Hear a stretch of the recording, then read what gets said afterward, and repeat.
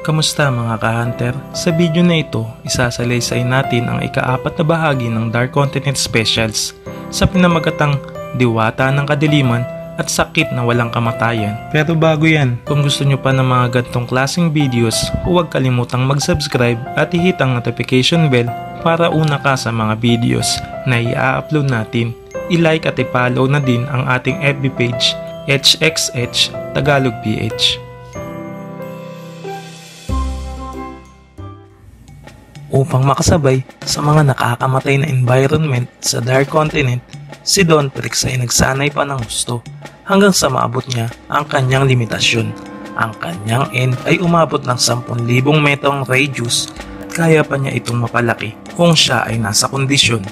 Upang masubukan ang kanyang pisikal na lakas, siya ay nagtungo sa isang dambuhalang puno ng Dark Continent na tinatawag na World Tree. Matatagpuan ito sa dulong bahagi ng Sea of Tree kung saan naglulungga ang mga Brionne o ang Labyrinthine City. Itinuon ni Dawntrix ang aura sa kanyang kamao na may kasamang ko at sinabayan ng Ren na nagpalabas sa napakalaking aura ni Dawntrix. Kadalasan ay kinakailangan pa ng higit sa ilang segundo upang magpalabas ng napakalaking aura ni Dawntrix. Ngunit dahil sa kanyang matinding pagsasanay, napalabas niya ang napakalaking aura na ito nang wala pang 1 segundo. Nang maituon ang napakalaking aura na iyon sa kanyang kamao, inatake niya ng suntok ang dambuhalang puno. Ngunit bago pa man ito tumama, agad niyang pinakawalan ang malaking porsyento ng aura sa kanyang kamao. Ngunit naglikha pa rin ito ng napakalaking pagsabog at pagyanig sa paligid. Nagawa ni Dawntrix na paugain ang World Tree sa kanyang pag-atake na iyon. Ilang saglit pa ay may napansin siyang bagay na nahulog sa kalangitan na agad niyang kinuha at ito ang buto ng World Tree.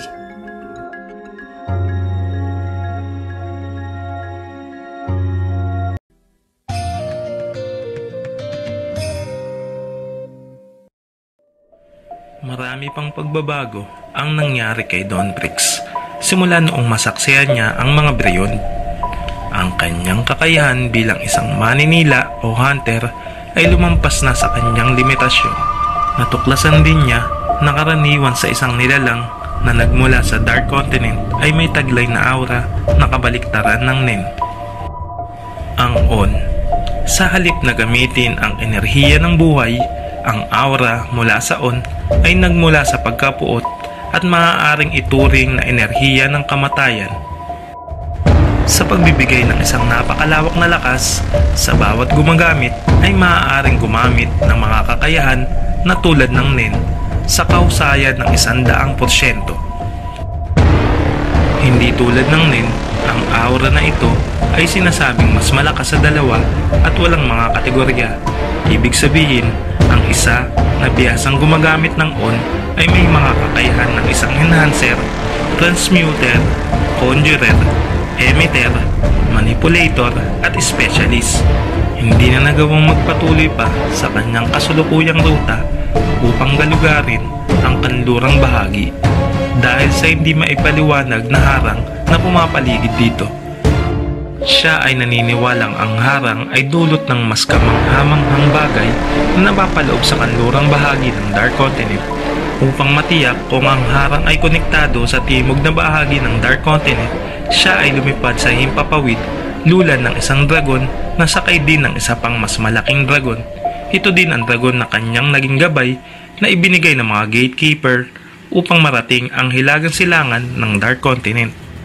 Habang binabagtas ni Dawntrix ang napakalaking lawa ng Mobius papunta sa timog na bahagi nito, ang mas malaking dragon ay humiwalay sa kanila dahil hindi nito kakayanin ang mas mahabang paglipad patungo sa timog na baybayin, kaya't nagsimula ng lumipad ang isa pang dragon. Bagamat maliit ang dragon na ito, ay mas mabilis kaysa sa mas malaking dragon.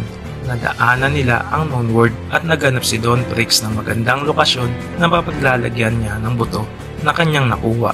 Matapos makahanap ng lokasyon, agad niya itong hinagi sa kalupaan. Ang paglalakbay ni Dawntrix sa himpapawid ay inabot ng 2 linggo.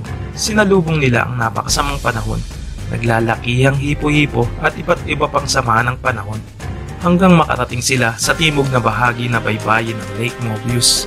Bagamat nagawang makarating ng mas maliit na dragon dito, ito ay nagtamo ng pinsala, dala ng kanilang pakikipagsagupa sa napakasama na panahon sa malaking lawa ng Mobius, lalong-lalo na sa dark water na bahagi nito.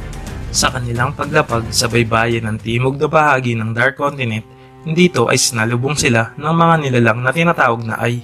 Ang Ai ay isang hugis tao na gas. Sila ang mga nagsisilbing diwata ng kadiliman ng Dark Continent dahil sa abilidad nito na makapagpagaling at ang iba pang hindi tukoy na abilidad.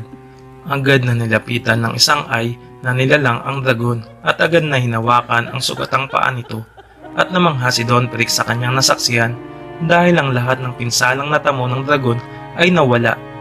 Nalaman din ni Don Prix na ang Ai na nilalang din ang siyang nagbabantay sa likas na yaman ng Dark Continent at ito ay ang tinatawag na Trinity Elixir, isang uri ng likidong gamot na matatagpuan sa timog silangan ng Dark Continent. Nasaksihan din ni Don Prix ang iba pang nilalang ng Dark Continent na nagtataglay ng kakaibang karamdaman, lasong galing sa impeksyon na humahawa sa iba pang mga nilalang ng Dark Continent at ang sakit na ito ay tinatawag na Sobey disease. Ang sakit ay may mataas na rate ng pagkamatay at kahit na namatay na ang naimpeksyon nito, sila pa din ay patuloy na kumikilos at kumakain ng iba pang mga nilalang na hindi kontaminado ng impeksyon na ito. Sila ay halos hindi na namamatay sa kamatayan dahil kahit hindi sila makakain ng iba pang hindi nahahawaan ng sakit na ito, kinakain nila ang kanilang sarili upang mapunan ang pagkahayok nila sa pagkain ng laman at magpatuloy sa natural na gawain at epekto ng sakit na ito. Ang sugat o laman nila na kanilang kinakain ay napapalitan ng panibagong tissue ng laman. Napapalitan ito ng paulit-ulit ng walang katapusan. Nagiging madilim din ang kulay ng balat ng mga nagtataglay ng sakit na ito. Sinubukan ni Don Prix na pagalingin ang ilang nahawa sa sakit na ito sa tulong ng Ai, ngunit tanging ang buhay na nilalang lang ang kayang pagalingin ng mga Ai. Ibinigay ng mga Ai ang Trinity Elixir kay Don Prix na siyang pinanggamot nito sa ilang nahawa ng Sobey disease at tuluyang nagpagaling sa mga ito. Napag-alaman din ni Don Prix na ang misteryosong sakit ay nakukuha sa tuwing lumalapit ang mga nilalang na ito sa isa pang mapagkukuha ng yaman ng Dark Continent, ang alchemy plant na Metallion. At dyan na muna natin puputulin ng kwento. Pero bago tayo magtapos, nais ko pong batiin ng maligayang kaarawan ang kahunter natin na si Philemon. Salamat sa magaganda mong obra. Mabuhay ka hanggat gusto mo, kahunter. Hanggang dito na lamang muna sa video na ito at laging maging mausisa dahil tayong lahat ay isang hunter.